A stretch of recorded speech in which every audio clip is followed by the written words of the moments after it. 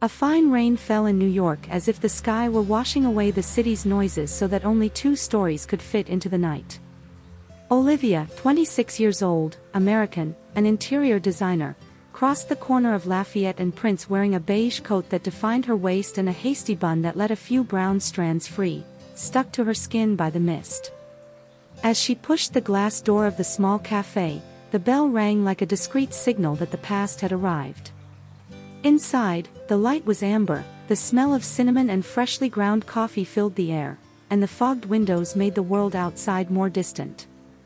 Harper, also 26, American, a journalist with an attentive gaze and dark hair cut above her shoulders, waited at a table by the window, her notebook open and a pen resting in the middle of a sentence. When their eyes met, time did not stop, but it slowed down enough for both to hear their own breathing. There were years of silence between them, and yet, a single smile was all it took for it to feel like a conversation interrupted just yesterday. New York, with its signs and sirens, seemed to have turned on the lights just for this reunion. "I thought you'd come flying in," said Harper, standing up for a hug that lasted a second longer than etiquette would allow between old friends. "The subway conspired against me," Olivia laughed, and the laughter came easily, like before. "Is the city still offering you headlines?" "The city offers mysteries. The headlines are what I pretend to find." They sat down. The steam rising from the mugs warmed the skin of their hands, and the conversation started with the obvious: work, favorite neighborhoods, tiny apartments, the difficulty of finding a good bagel. With each reply, a detail gained color, the way Harper ran her thumb along the rim of her mug as if underlining an idea, the way Olivia leaned in to listen, with an attention that seemed to illuminate the person in front of her. The night's introduction had the delicacy of an old film, a frame of 2 people recognizing in the other a place of rest. The topic skirted the recent voids.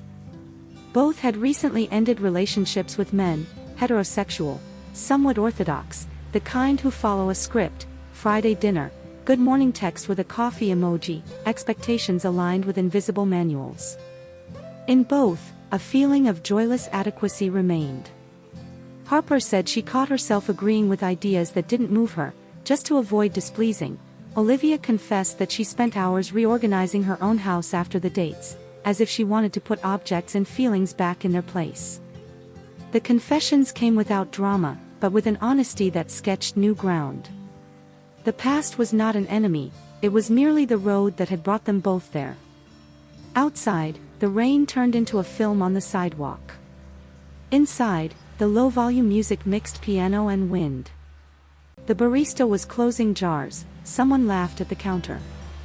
Harper observed Olivia's face calmly, light eyes that seemed to hold a spring, the side of her neck revealed when she tucked a strand behind her ear, the posture of someone who thinks by designing spaces. Olivia, in turn, saw in Harper the beautiful restlessness of someone who searches for stories in the world and in herself, a humor that came with the shine of someone always 2 steps ahead. Neither of them was in a hurry. The interest came like an ember, it does not blind, but warms, it does not demand, it merely offers. "You seem different," said Olivia, in a tone between surprise and familiarity. "More direct. Or more tired of detours," Harper smiled slightly. "And you seem more in possession of your own space." "I learned to move the furniture around. Inside, too." There was a silence that did not feel heavy, because it was woven from presence. Olivia rested her elbow on the table, and for a moment, her fingers lightly touched the palm of Harper's hand. The contact was too casual to be explained, too long to be ignored. An almost imperceptible current passed through them both, like when a lampshade's light flickers and restores the certainty that there is energy there, even when you cannot see it. Harper averted her gaze to the notebook, but the pen remained where it was. Both the sentence and the night would remain unfinished, for now. They left the cafe when the clock showed a time that meant nothing to the rest of the world, but one that both would keep. They walked down the wet street, avoiding puddles, the traffic light reflections like the colors of a stained glass window.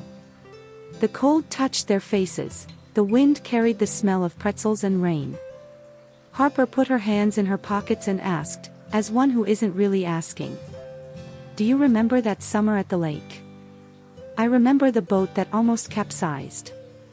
I remember the almost. The almost hung between them like an invitation. With each step, the city seemed to open small stages, a mirrored shop window in which they saw themselves side by side, an awning where they stopped to adjust a scarf, an alley lit by a yellow lamp that cast soft shadows. Olivia felt her heart beating faster, not from fear, but from recognition. Harper felt a sweet alertness in her body, like someone who finds an old road and realizes they still know the way. As they walked, a silent thought repeated itself. There was something that had always been there, but which, due to modesty, time, or someone else's script, had remained without a caption. Now, without the obligation to perform orthodox lives, the subtext gained a voice, not in speeches, but in details, the attention, the care, the desire to prolong that night beyond the night. Harper's temporary apartment in the East Village was in a building with narrow stairs and a worn handrail. They went up, laughing at the noise of the old floor. Inside, a lamp with a soft light, books on the floor, photographs held up with tape, the subtle aroma of chamomile tea. Olivia ran her hand over the spine of a book and commented that the space, even improvised, had soul. Harper replied that places come alive when someone looks at them with kindness. And there, in that simple statement, a layer of intimacy ignited that did not need to be named. The warmth of the room contrasted with the cold from the street, and their skin seemed to respond to this contrast, goosebumps on their forearms, warmed faces, breathing finding a new rhythm. Are you okay? Harper asked, sincerely. I am. Just aware, said Olivia, as one choosing the exact word. Aware of what? That we always return to where we felt seen. Harper nodded slowly, her gaze lingering on Olivia as one slowly reads a beautiful sentence so as not to lose it. On the portable record player, an old song with a soft guitar filled the silence without taking up space.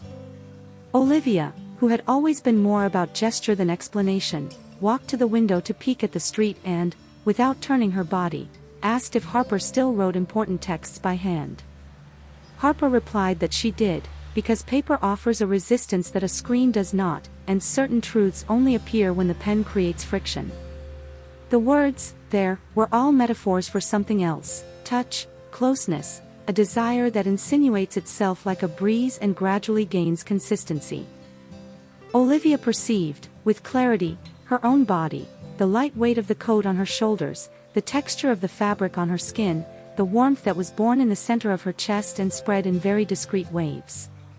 She smelled the tea and something citrusy that could be Harper's perfume. She noticed the sound of the street entering like a whisper, a taxi, a dog barking, someone singing in the distance. And, above all, she felt Harper's presence like a sidelight. It does not blind, but reveals contours. It was a kind of beauty that did not ask for applause, only attention.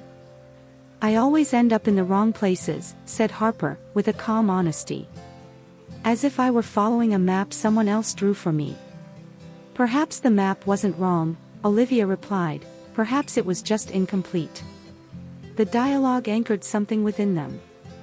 Their previous relationships with men had offered ground, habit, a form of linear comfort. But the spark that challenges, the curiosity that moves, the freedom to say, I don't know, without feeling it threatened the script, had been missing. There, in that room with books on the floor, there was space for the unknown. And the unknown, when accompanied, ceases to be a threat and becomes a promise. Olivia walked back and stopped too close for a normal conversation. It was not a sudden approach, it was a sum of 1,000 small gestures, a timid step, the tilt of the head, the hand resting on the back of the sofa with fingers inches from Harper's shoulder. The journalist noticed the distance separating them, minimal, and did not shorten it, but neither did she retreat. Instead, she offered presence. Her breathing slowed, her gaze held steady, her spine relaxed as if saying, I am here, without speaking. The atmosphere had the clarity of a museum corridor in the afternoon, everything visible, everything chosen. If I write about today, it will sound made up, Harper whispered, with a humor that was affection.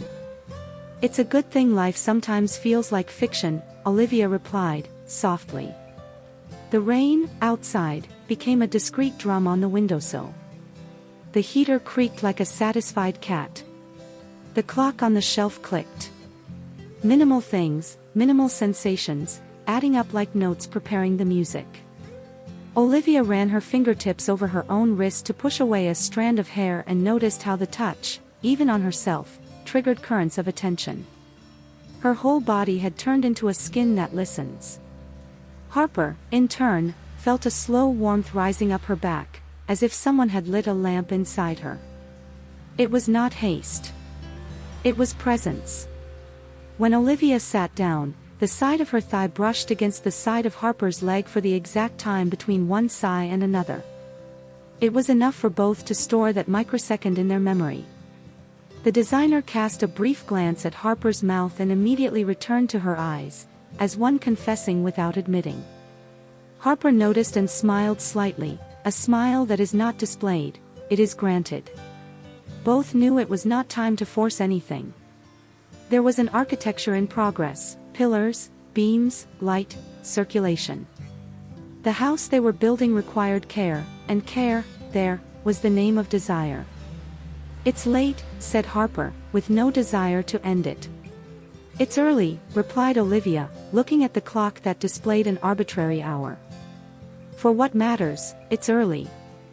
The silence that followed did not need to be saved. They breathed together for a few moments, listening to the rain and the sound of their own expectations settling. A secret was being born, but it was not clandestine. It was an agreement of respect, attention, and curiosity. A pact to look before touching, to ask before assuming. The night was teaching them a new grammar, short sentences, simple words, generous spaces between the paragraphs so the emotion could expand. In the building's hallway, a door slammed in the distance. The vibration brought them both back to the present, as if the city were saying, continue, but calmly. Harper picked up the mug and went to the small kitchen to prepare more water for tea.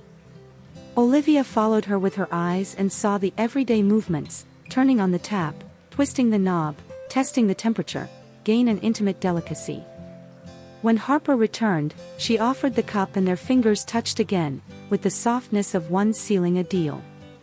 The heat of the porcelain passed through their skin, their hearts accelerated a little, and the air became dense enough to be almost visible. Will you stay a bit longer? Harper asked, as one asking for company for a song that hasn't reached the chorus yet. Olivia nodded, and the nod was a step. Not a leap, not a dive, a step. She placed her cup on the table, tucked back a strand of hair that insisted on falling onto her face, and raised her gaze to Harper. The journalist then opened the notebook, pulled out the pen, and wrote 2 words she did not show.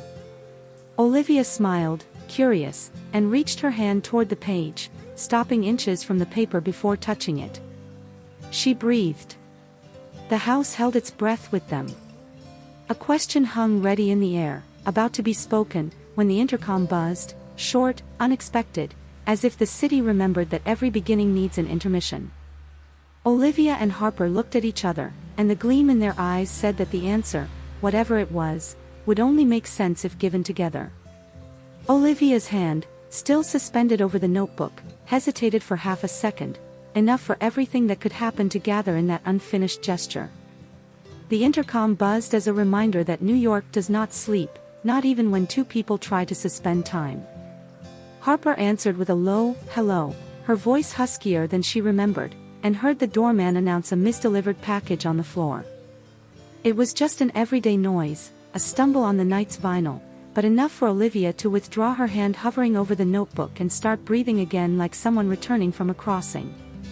While Harper went down to resolve the mistake, Olivia stayed alone in the living room, observing the photographs taped to the walls, unknown faces, windows, ruins, a pair of intertwined hands captured in a glimpse.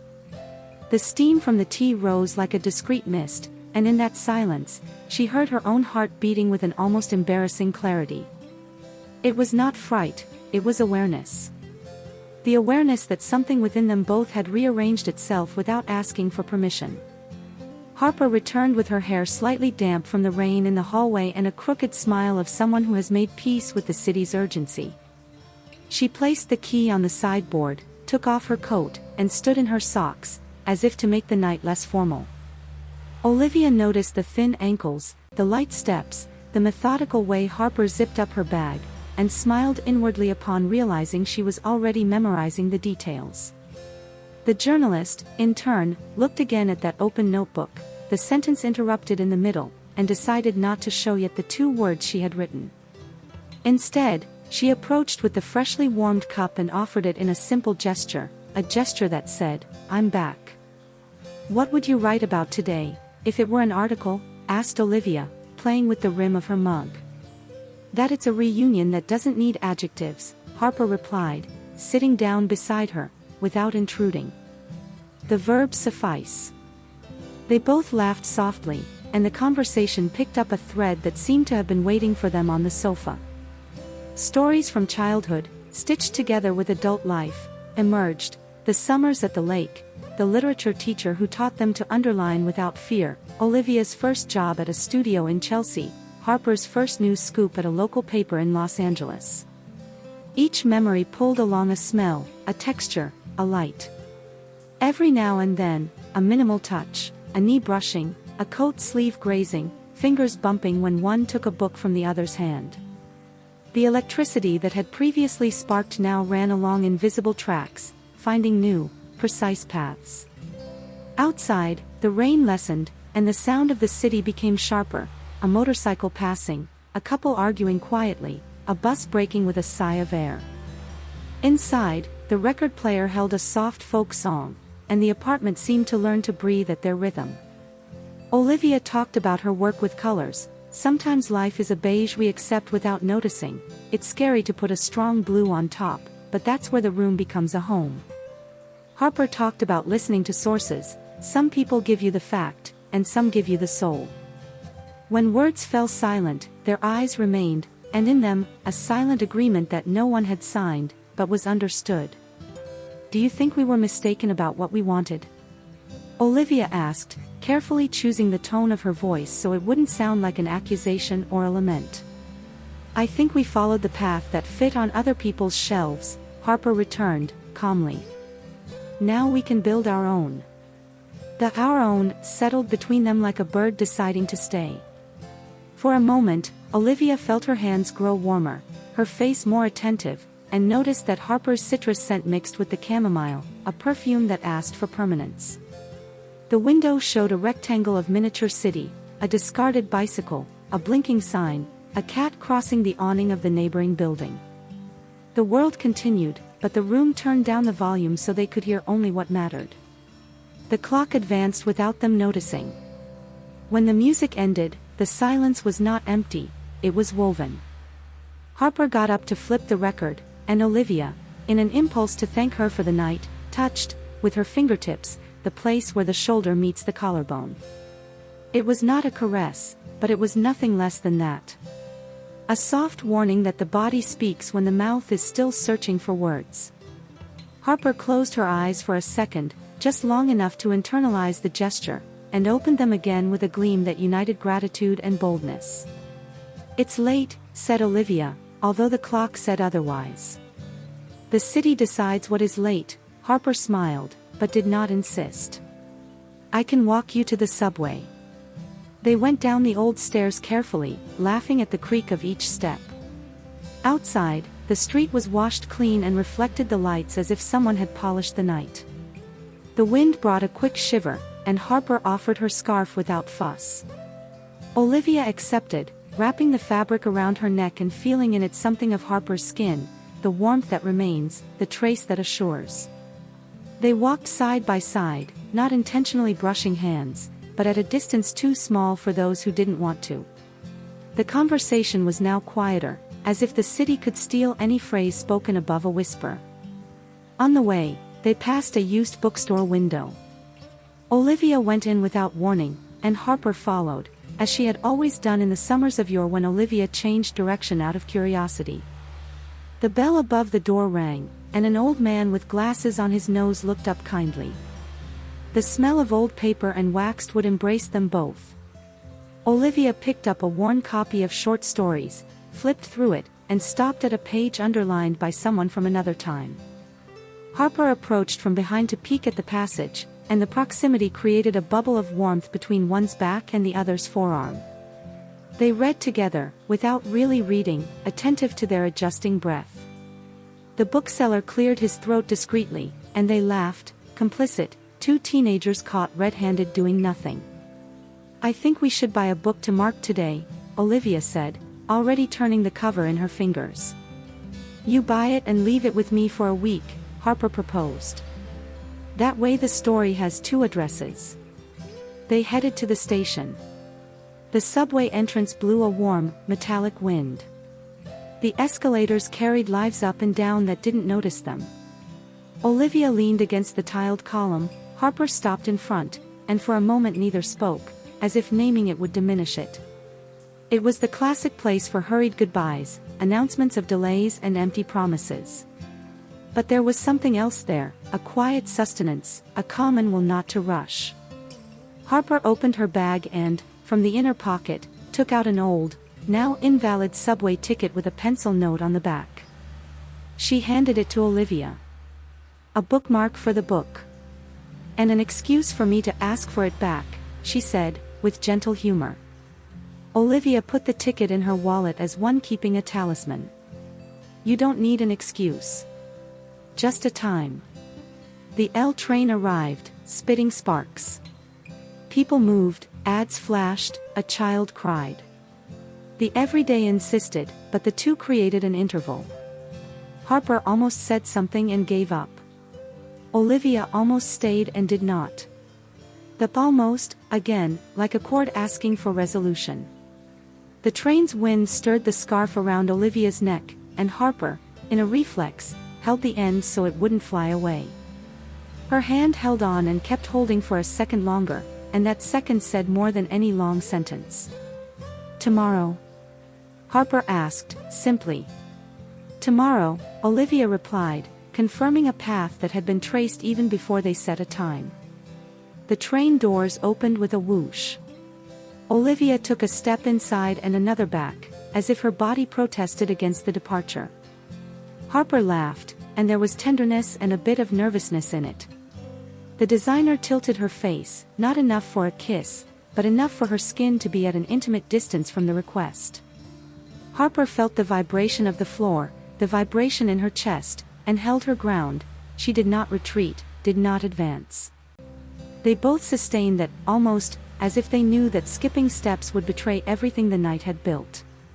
An announcement overhead asked passengers to stand clear of the doors. The announcement served as a cut. Olivia entered. The doors closed softly. Through the glass, they exchanged a last look, Harper with her hands still at shoulder height, as if holding an invisible object, Olivia with a half-smile that promised continuation. When the train departed, Harper watched the light recede into the tunnel, feeling that the city had shifted 2 millimeters, enough to open a new path. She climbed the stairs back to the street and noticed the rain had stopped. The air smelled of metal and mint from a nearby bar. In her pocket, the 2 words from the notebook weighed more than a book. Olivia, sitting on the train seat, adjusted the scarf and touched with her thumb the old ticket she had just received. She thought of the touch on the collarbone, the laughter in the bookstore, Harper's hand holding the end of the fabric, the eyes that had said, "Tomorrow," as one says, "Trust." The city sped past the windows, tiles, station names, graffiti. Inside, everything slowed down. She closed her eyes for a moment and realized it was not a return to a place from childhood, it was an arrival. The same street, another street. The same face, another light. In the East Village, Harper turned on the lamp and sat facing the notebook. She wrote slowly, as if each letter needed to breathe. She did not narrate the encounter, she stored it. She noted only what she would ask of 2 strangers at the beginning of a good story, time and kindness. Then she closed the notebook, turned off the record player, and leaned her forehead against the cold window glass. The cat on the awning had disappeared, a couple laughed loudly on some floor, a taxi's lights blinked tremulously. The night had the exact weight of a beginning. When Olivia got off at her station, the platform was almost empty. The corridor led to a side exit that smelled of early morning bread. She walked slowly, as one learning to use her body again after a good scare. She climbed the stairs to the street and, before putting her phone away, typed a short message that she wrote and deleted 3 times. She stopped, breathed, and sent only, "Thank you for tonight. The blue in the room doesn't scare me anymore." In the apartment, minutes later, Harper read it, pressed the device to her chest, and replied with a drawing of ellipses, as one writing, "To be continued," without the word. 2 apartments, 2 silences, the same line holding things together. The first encounter, finally, over, not from tiredness, but from respect for the pace they both deserved. No kiss, no rush, all promise. And yet, as each folded her own scarf over the chair, a sweet pressure remained in the air, a tension that did not hurt. It was the guitar string tuned a little high, ready for the next note, asking for fingers, asking for a song. The rest, they knew, would come in due time. And time, in that moment, seemed to have understood them both. The next morning, Olivia woke with the light coming through the thin curtain and landing on the studio floor like a rectangle of clear water. The city breathed to the rhythm of garbage trucks, and she, still with the scent of Harper's scarf on her skin, realized the house had shifted 2 millimeters.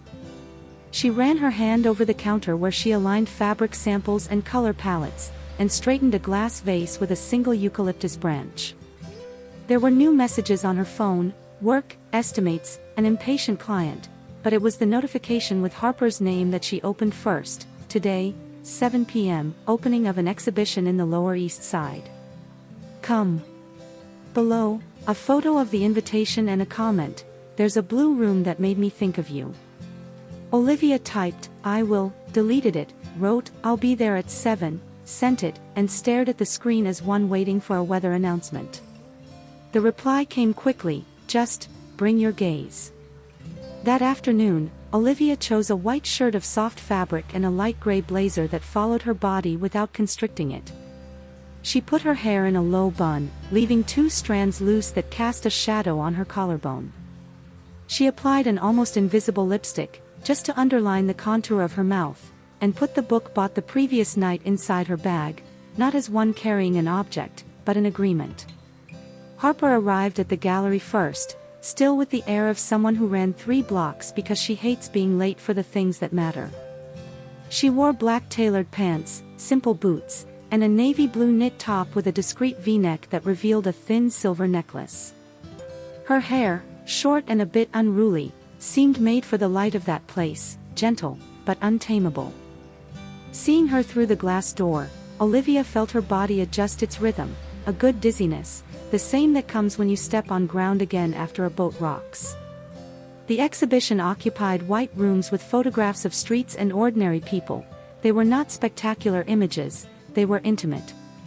There were hands holding paper cups, windows open to silent courtyards, shadows of bicycles against peeling walls. People who exist without asking for permission, Harper defined, quietly, approaching close enough for Olivia to smell the citrus perfume she already recognized. They moved from frame to frame as one traversing a map without captions. At each stop, the 2 commented on details, the fold of a coat, the light cutting someone's profile on the subway, a laugh out of focus. The blue room, the mentioned one, was a corridor with walls in a deep tone, punctuated by black and white photos that seemed to float. Inside, the sounds of the street grew distant. Olivia raised her hand to the wall, almost touching the paint, and said, without turning her head, "This blue is a promise." Harper, half a step away, replied, "Promises scare me less than they used to." There were people around, conversations coming and going, glasses of wine. Harper and Olivia, however, moved in their own diagram. At one point, an elderly photographer excused herself to pass and lightly touched Harper's arm. The contact displaced a strand of hair and Olivia, in a spontaneous gesture, fixed the strand with her fingertips. It was delicate, brief, too intimate to be lost. Harper's gaze rose, met Olivia's, and for a second neither remembered there was a world. "Thank you," said Harper, and the word came in a timbre that would remain in memory like music. They left the gallery with the night fully settled. Outside, the signs cut into the street like urban constellations, and a line of people formed in front of a tiny restaurant that promised the best onion soup in the neighborhood. "There's a bar upstairs that serves decent wine and plays vinyl," Harper pointed. They climbed the narrow steps. The bar had low light, wooden tables with cup marks, and a waiter who seemed to routinely recognize those who arrived. They sat near the window. Outside, an old van served coffee. Inside, the two improvised a table for two that could be a film scene, piano music, the noise of conversation, the ruby of the wine reflected in their eyes. "You know I had a plan," said Harper, playing with her finger on the rim of the glass. "To return to New York, get an apartment with a view of the bridge, write a serious book, give interviews for equally serious podcasts." "And now?" asked Olivia, with curious sweetness. "Now I have a plan B, to learn to breathe slowly." They laughed. Then the conversation, which until then had navigated calm waters, touched a deeper bottom. Harper spoke of her past relationships, correct, predictable, heterosexual, somewhat orthodox men. Everything was aligned, but not in tune, and Olivia nodded with a smile that was almost a mirror. "I turned pages like that too," she confessed. "It was kind, it was stable, but it felt like reading a book without underlining a single sentence." The confessions did not weigh heavy, they opened space. With each exchange, the visible distance between them decreased a few centimeters, as if the table, the glasses, the window, everything agreed that a center was forming there. When the waiter lit a candle on the table, the flame danced, and the shadow of Olivia's neck projected onto the wall. Harper noticed and, without thinking, traced the shadow with her gaze, as one outlining a new map with a pen. The discreet neckline of the shirt yielded to the movement of breathing. There was a serene vulnerability there that invited, did not provoke. Olivia noticed the path of Harper's gaze and did not interrupt. She rested her forearm on the table, turned her wrist slowly to pick up the glass, and in the turn, let a thin bracelet appear. The simple gesture carried a mute question, the kind no one rushes because they want to hear the full answer. "Can I show you the terrace?" Harper asked, as one suggesting a change of chapter. "It's a cheap secret, the city becomes more honest seen from above." They climbed a service flight of stairs, pushed a heavy door, and the cold air greeted them with a gust of steel and distant smoke. The terrace had forgotten planters, an iron bench, and an open view of the building outlines. The lit windows were aquariums of people, someone cooking, someone dancing, someone just crossing a room with a towel on their shoulder. Olivia approached the parapet and rested her hands. Harper stood beside her, at the exact distance for their arms to brush when a stronger breeze moved them. The wind played with Olivia's strand and she, laughing softly, tucked her hair behind her ear. Harper, without touching, followed the movement with her eyes, as one memorizing a small choreography. "Sometimes I think all of life is about this," said Harper, looking at the city. "Finding the balance between staying and going. Or between speaking and staying silent," Olivia completed. "Between holding on and letting go." They stayed silent, and the silence did not call for help. The music from the bar below leaked through a skylight in a broken melody, and a neighbor whistled off-key. The air was cold, but there was warmth to spare in the minimal space between their shoulders. Harper turned her body slightly, enough to face Olivia, and saw her skin illuminated by the yellow light escaping from a nearby window. The designer also turned her face, as if answering an old call. What had been an almost the previous night now asked for a name. "If I'm getting ahead of myself," Harper began, but stopped, because she didn't want to throw onto the other a question that was her own. Olivia smiled a small smile, of one who understands and welcomes. She took half a step closer, no more. Her shoulder lightly touched Harper's. You're not. The icy breeze helped them both perceive the exact temperature of what was happening. Nothing was theatrical. It was not an urgency, not a leap, not a film cut to the next scene. It was a consent woven slowly, an invitation at eye level. Harper raised her hand to the height of Olivia's face and stopped a finger's space away, without touching, offering the possibility and waiting for the response. Olivia tilted her face, closing the remaining distance, and there, in that in-between, they both knew, it was now. The kiss did not come like a fire, but like a match lit in a dark room, illuminating just enough for everything to become clear. First touch of lips, a recognition. Second, an adjustment of breath. Third, a promise. Olivia's hands rested on the sides of Harper's coat. Harper's then slid to the curve of Olivia's waist in a light, careful gesture. The city continued to exist with its honks, sirens, laughter.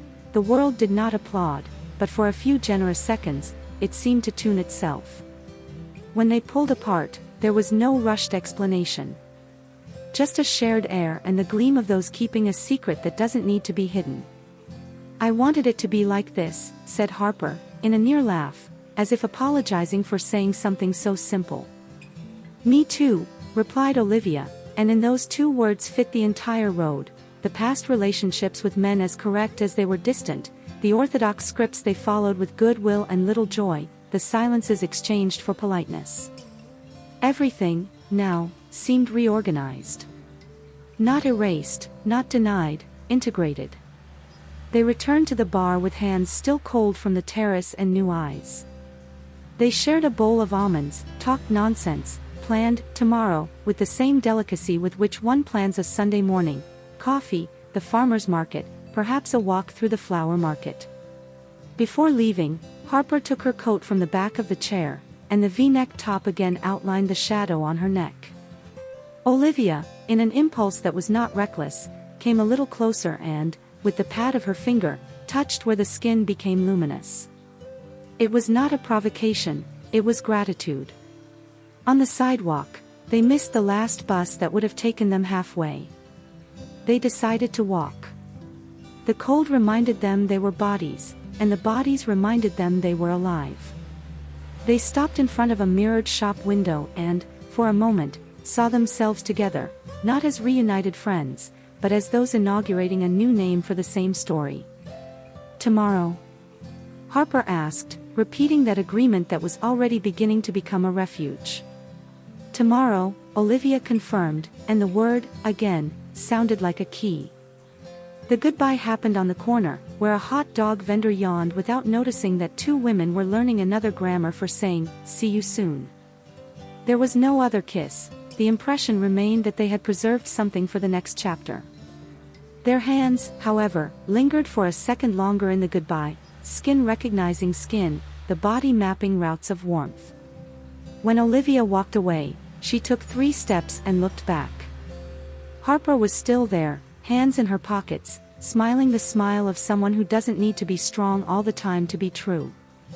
The smile that says, "I'll be here."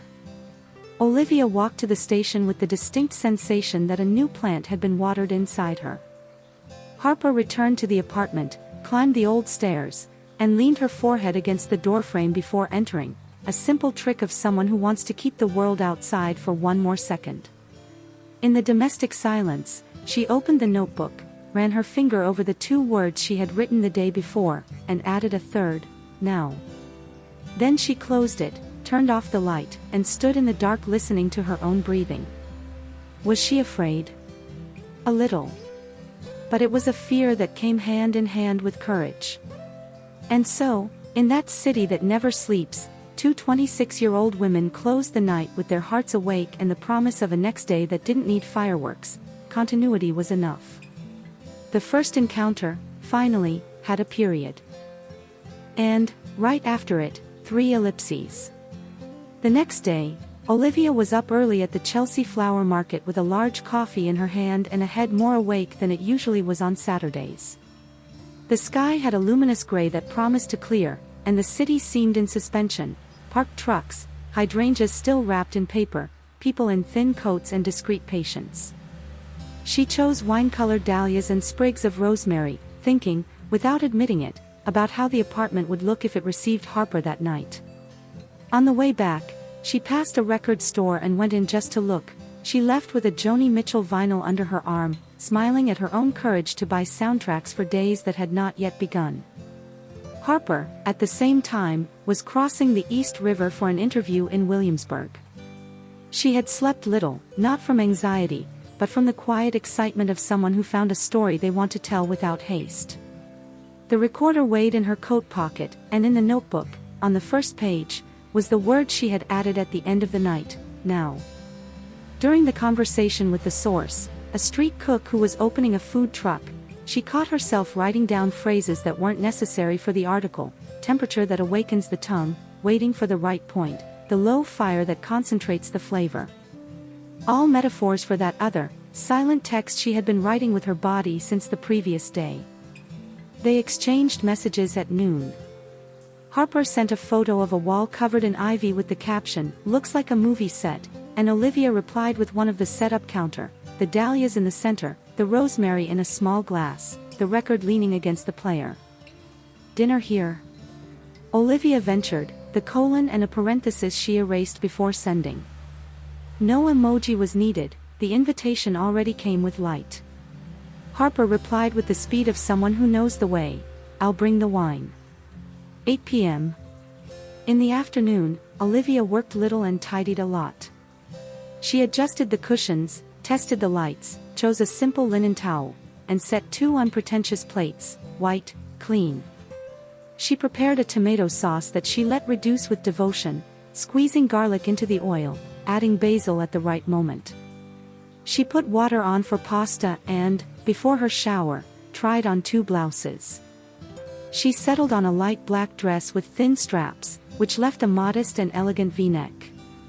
She put her hair in a low bun, but not as neat as the night before, and opted for a perfume that mixed citrus with something woody. When she looked at herself in the mirror, she wasn't seeking perfection, she was seeking truth.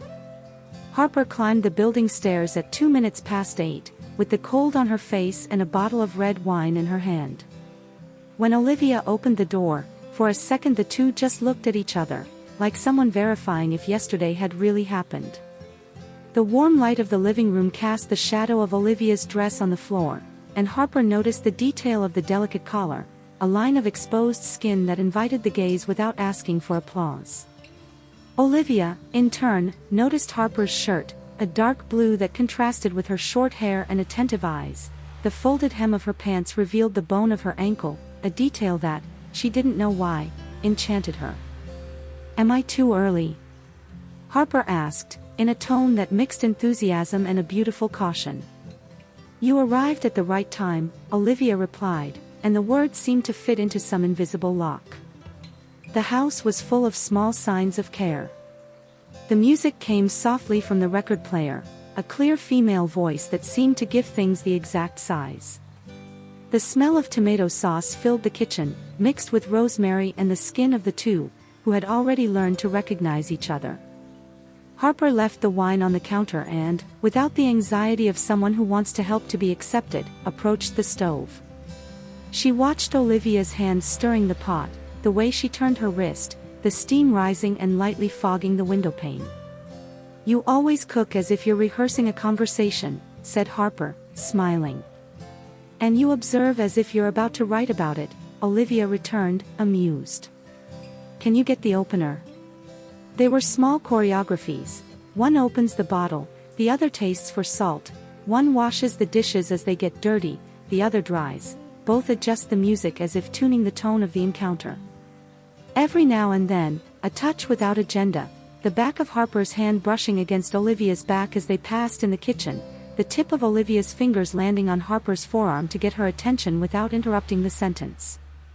Their bodies retained these details like someone collecting shells on a childhood beach, each with its shape, all with their memory.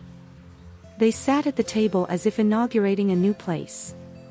They ate slowly, the wine found their shoulders, the music found their ears, the night found its rhythm.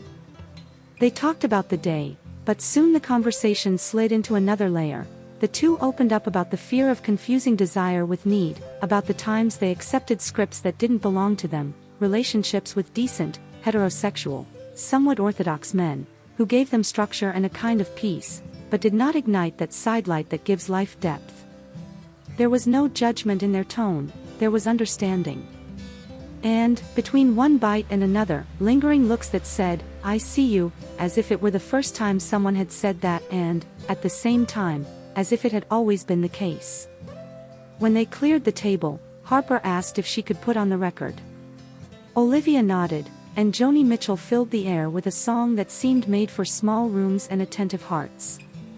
Harper extended her hand in an almost childlike gesture, offering to dance, and Olivia laughed, surprised, but accepted.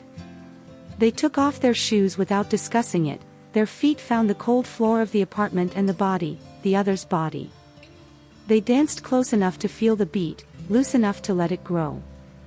The neckline of Olivia's dress, under the yellow light, cast a soft shadow on her chest. Harper felt the proximity and respected it, like someone entering a sacred place and learning to walk more slowly. "Remember when we danced at your cousin's 15th birthday?"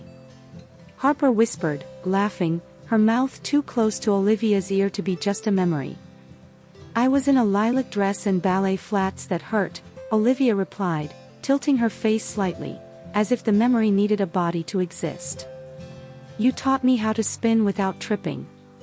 And you taught me not to be ashamed of the music." The song ended and another began, and their hands remained where they had learned to be, on the back, on the waist, on the shoulders. When Olivia stepped back to look at Harper face to face, the silence that settled was not the same as before. There was a question in it. The answer came in the simple gesture of Harper touching with her fingertips the line of Olivia's neckline, without going lower, without rushing, just recognizing. The shiver rose like someone turning on the lights in an entire house.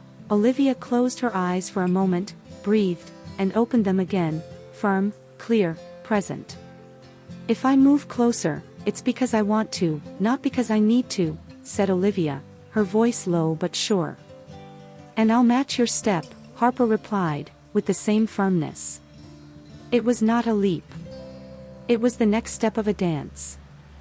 Harper tilted her face and their mouths met in a kiss that had the tranquility of someone who has arrived and the vibration of someone who doesn't want to leave. The first touch was light, a map; the second, more decided, with the path already traced; the third, part of a conversation the body asked to continue. Harper's hands moved up Olivia's back to her nape, and Olivia's traced the line of Harper's shoulders, discovering the temperature of the skin under the shirt. The apartment seemed to grow smaller, the light warmer, the music closer.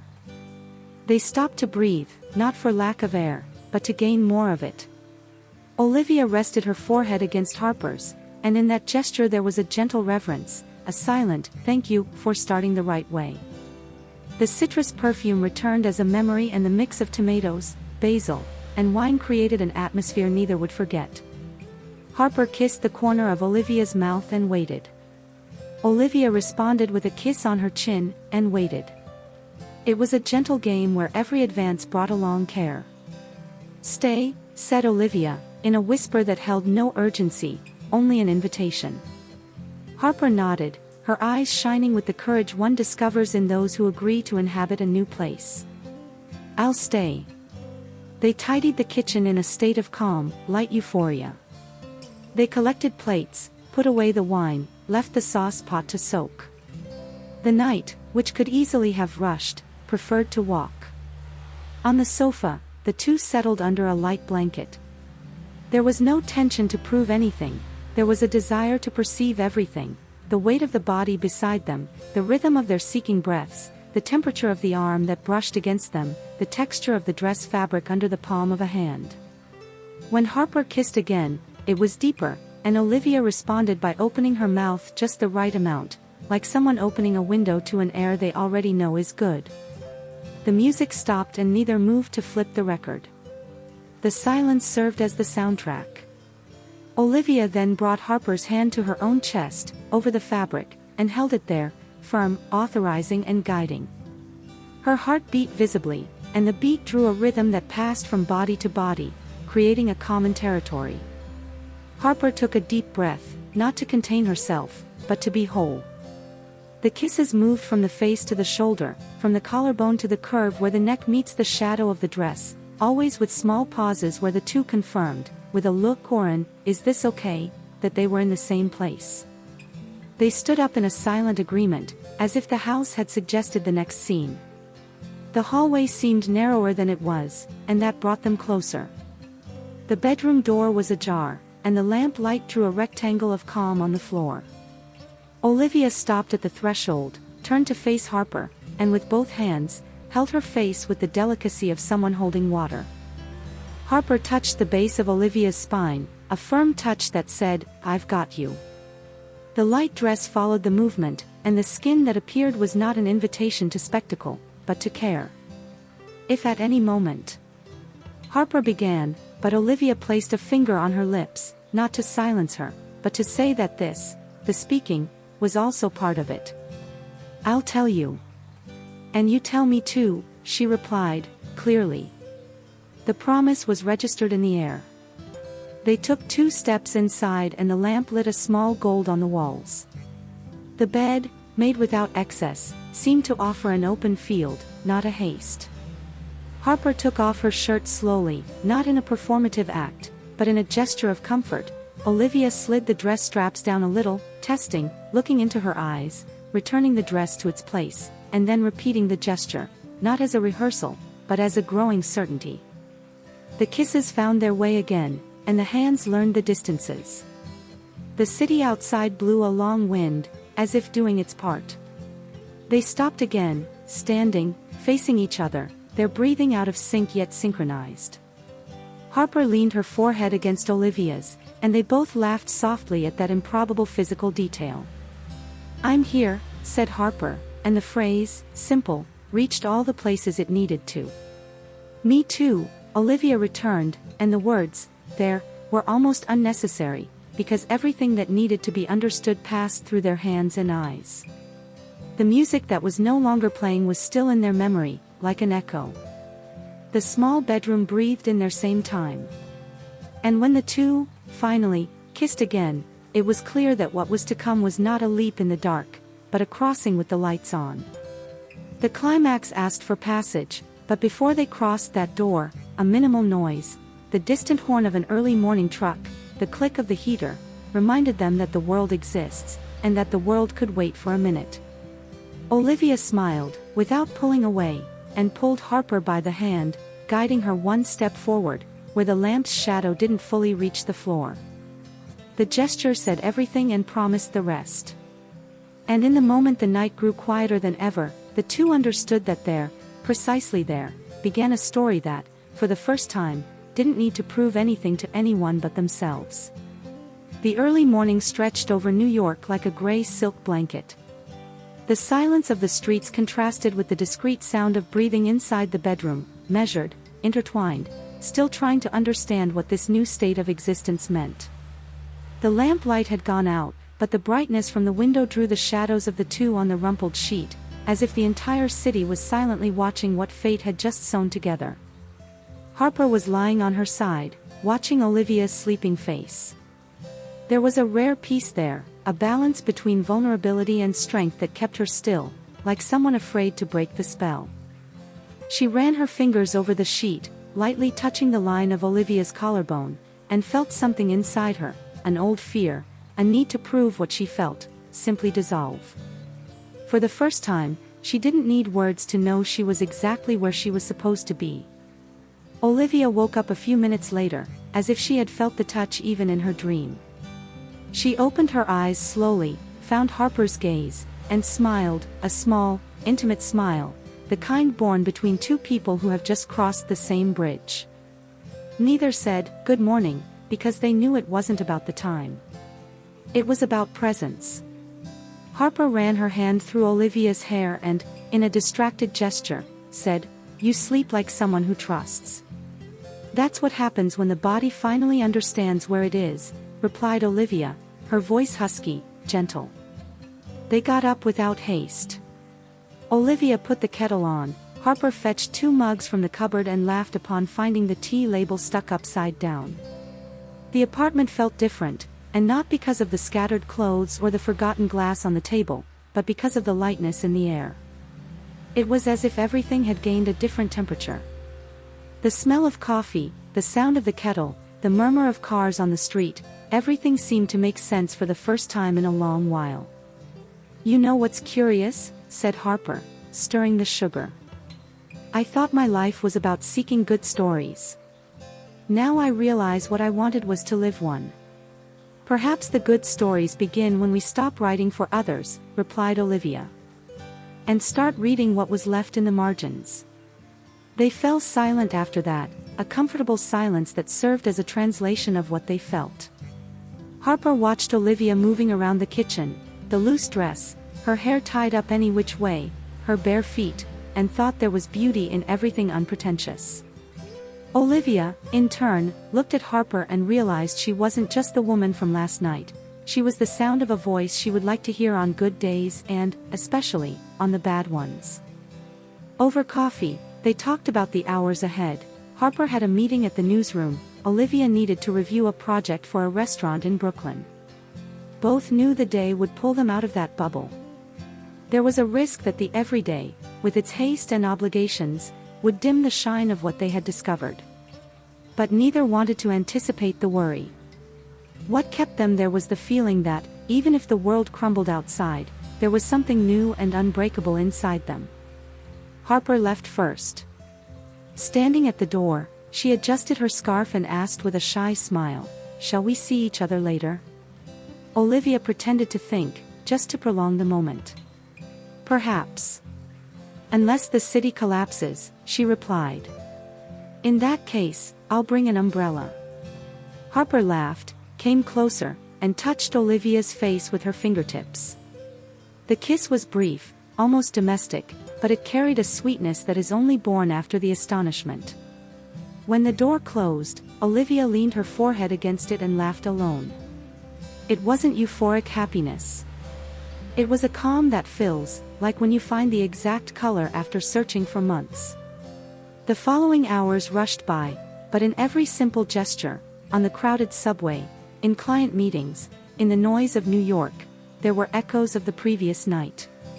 Harper, in a taxi, looked out the window and thought about how she had spent years molding herself to expectations, the smart journalist, the independent woman, the exemplary daughter. But in the end, she realized, she had always missed a place where she could just be. Olivia was that place. Olivia, while reviewing plans and measurements, noticed that the project she was designing seemed different. The lines were softer, the spaces more open. Perhaps because she was, too, open. They met again 3 days later, without plans. Harper showed up at the studio door with a coffee and a smile. "Brought fuel," she said, and Olivia replied with a, "Then stay," without needing more context. They worked side by side, one writing on the laptop, the other sketching drawings, and time passed in good silence. In the afternoon, they went for a walk in the park, where the cold was beginning to demand gloves. They spoke little, but what was said between the words was the essential. Harper talked about her new article, Olivia about a trip she dreamed of taking. The intimacy no longer came from confessions, but from sharing.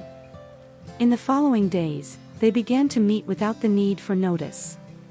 Sometimes just to cook something simple, sometimes to listen to music. Other times, just to share the silence. There was no rush to name what they had. And yet, every look, every light touch on the shoulder, every brief kiss before sleeping seemed to reaffirm what both already knew, that love, when true, doesn't demand a label, just presence. There were fears, of course. Harper was afraid of how others would react, friends, colleagues, the family that still used heavy expressions like phase and confusion. Olivia feared the intensity would be lost when the new became everyday. But love, they learned, is not made of guarantees, but of daily choices. And they chose to remain. They chose to laugh at their differences, respect each other's space, and care for each other, in a simple way that doesn't weigh, doesn't demand, only adds. One night, while watching an old movie, Olivia said, "It's strange to think about everything I lived trying to fit into molds that never suited me. I thought love was peace, but it was anesthesia." Harper, leaning against her shoulder, replied, "Me too. And now I realize that love isn't the absence of conflict. It's when the heart and soul agree, even when the world doesn't understand." On Sunday, they went together to the cafe where they had reunited for the first time. The fine rain tapped on the glass, and the city reflected the same shine as before in the puddles. Harper ordered 2 cappuccinos, Olivia held her cup with both hands, and for a moment the two saw themselves exactly as they were months before, only different. More whole, more secure, more real. "Do you think this will change everything?" Harper asked. "It already has," replied Olivia. "And the best part is we don't need to understand how." They stayed there for hours, laughing, remembering, watching people pass by. And when they left, New York was preparing for dusk. They walked hand in hand on the wet sidewalk, indifferent to the looks, the conventions, the voices that try to dictate what is right. Their love was not a manifesto, it was a testimony. It was the kind of love that teaches that courage and tenderness can walk together. That night, before sleeping, Harper opened the notebook. She wrote a final line for the article that would never be published, but which was perhaps the most important of her life. "Not all love is born from chance. Some are reunions, old promises that time finally fulfills." Olivia, beside her, was drawing invisible lines on her back, smiling. Both knew that life would continue with its haste, its difficult days, its changes. But they also knew they had become a shelter for each other, and that true love, the kind that transforms, begins exactly like this, when someone looks at you and sees you whole, without needing to say a thing.